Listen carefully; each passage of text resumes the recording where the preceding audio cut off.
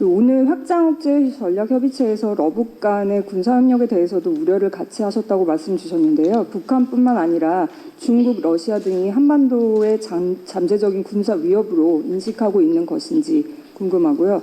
오늘 회의에서 북한뿐만 아니라 주변국으로부터의 군사적 위협으로부터 동맹국을 보호하기 위한 억제 방안에 대해서도 논의가 됐는지 궁금합니다. 마지막으로 핵을 갖지 않은 동맹국 입장에서 한국 국민들에게 확장 억제가 신뢰를 얻기 위해서는 확장 억제 강화와 동시에 확장 억제에 대한 구체적인 설명이 필요할 텐데요. 한국뿐만 아니라 미국, 한미 양국 정부는 이런 소통의 노력을 다하고 있다고 생각하시는지 그게 궁금합니다. 우선 제가 답변드리겠습니다. 잘 아시다시피 한미 간에는 최근 들어서 워싱턴 선언뿐만 아니라 NCC 창설 그리고 오늘 EDSCG 회의를 포함하여 굉장히 전례 없이 강력한 확장 억제 체제를 구축하고 계속 강화하고 있다는 말씀을 드리고요.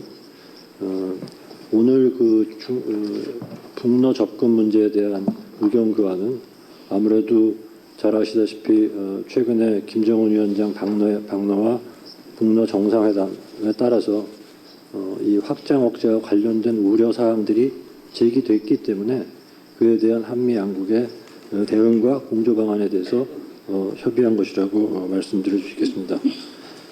그리고 이제 중국과 러시아 같은 나라들이 혹시 우리한테 핵과 미사일 위협의 가능성이 있느냐 하는 질문이신 걸로 제가 이해했는데, 물론 안보라는 게 모든 가능성에 대비해야 되겠지만 아직까지는 중국과 러시아가 우리나라의 핵이나 미사일로 위협한다는 문제에 대해서는 그리 별다른 근거는 아직은 없다고 생각하고, 그러나 물론 그런 상황에서 필요하다면 당연히 확장 억제 차원에서 한미 간에 협의를 해야 되겠죠. 그러나 아직까지는 특별히 그런 정황은 우려할 정도의 정황은 보이지 않는다 하는 그런 말씀을 드리고, 혹시 이러한 중국과 러시아의 핵과 미사일 위협이라는 가능성이 혹시 북중러 삼각연대 이런 측면에서 제기하신 질문이라면, 북중러 삼각연대는 서로의 이해관계도 많이 다르고 또 중국 입장에서는 자신들의 북한에 대한 압도적인 영향력을 굳이 러시아와 나눌 이유도 없고, 또 러시아는 러시아 나름대로 북한을 보는 시각이 중국과는 좀 다르기 때문에 아직까지는 북중러 삼각연대가 그 정도까지 진전되어 있는 상황은 아니다라는 말씀을 드리겠습니다. 예, 확장 억제 어떠한 내용이 논의되었느냐 하는 부분은 제가 부연 설명을 드리도록 하겠습니다. 기본적으로 EDSCG는 외교 국방 차원의 전 정부적 협력이 논의됩니다. 저희가 국방과 관련해서 군사적인 측면에서 구체적인 확장 억제 협력은 NCG를 출범시켜서 거기에서 핵과 관련된 정보 공유, 공동 기획, 그리고 TTX와 같은 연습, 이러한 부분은 군사적으로 NCG를 통해서 발전시키고 있지만, 그거보다 폭넓은 관점에서 외교, 정보, 경제, 그리고 관련된 국방 이슈들을 EDSCG를 통해서 발전시켜 나가고 있고, 오늘은 그러한 영역에 있어서 상당히 폭넓고 심도 있는 논의가 이루어졌다.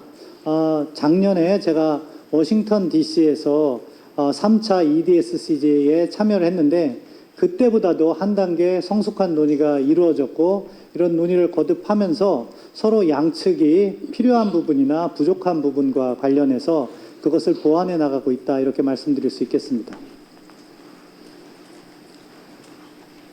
네, 그럼 이어 미 측의 질문을 희망하는 기자분께서는 손을 들어 주십시오.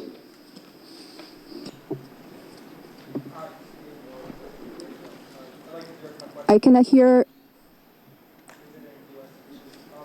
지금 들리지 않습니다. 마이크를 켜주고. Please turn on your microphone. Please turn on your mic. I'm pressing speak.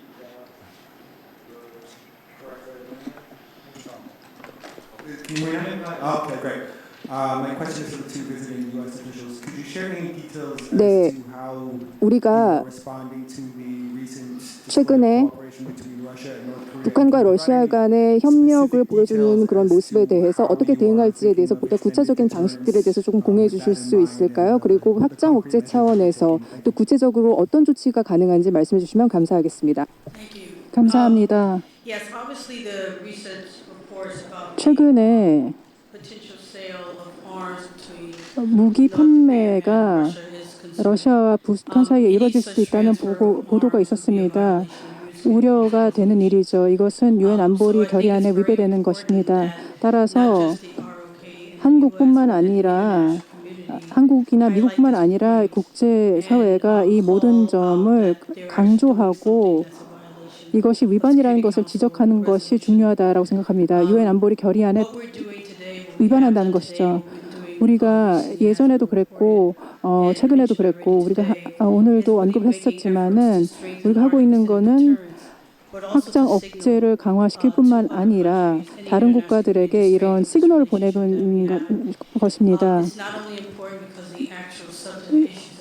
우리가 협의하고 있는 내용뿐만 아니라 하고 있는 일의 어떤 상징성에 있어서도 중요하다고 생각합니다.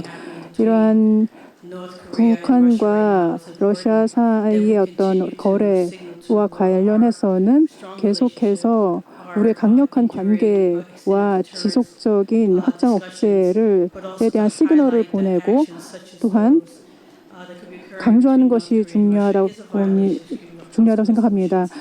그들의 행동이 유엔 안보리 결의안에 위배된다는 것이 중요하다는 것이 저도 좀 덧붙이도록 하겠습니다. 이미 젠키스 차관께서 말씀하셨는데요. 우리는 지금 이러한 비밀 협상들에 대해서 관련된 그런 그 내용들을 미디어를 통해서 많이 공유함으로써 알리고자 합니다.